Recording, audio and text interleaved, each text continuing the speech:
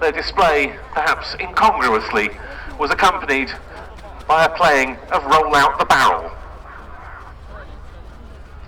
The legend of the Red Arrows on the Gnat was largely secured by the leadership of their second team leader, Squadron Leader Ray Hanna, from 1966 to 69, a man who went on to set the standard for formation team leading.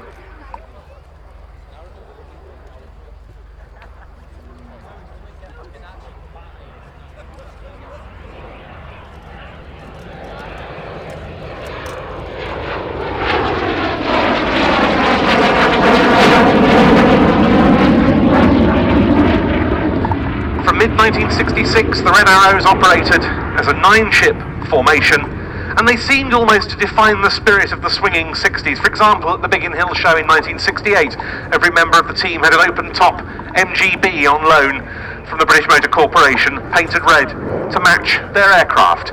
They went on to display the Gnats around the world, including a US tour and many Formula One Grand Prix of the era, including Monaco, Zeltweg, and the Nürburgring.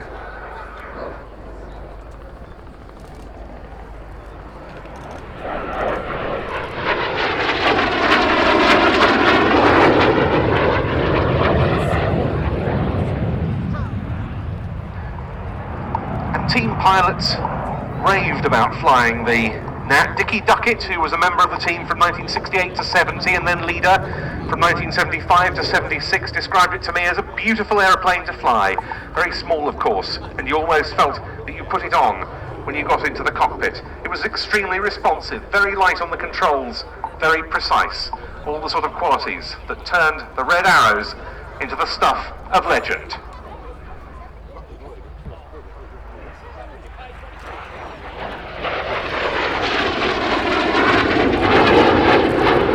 And there, a wing waggle from Chris Heames to finish his display on the Gnat Display Team's Folland Gnat T.1.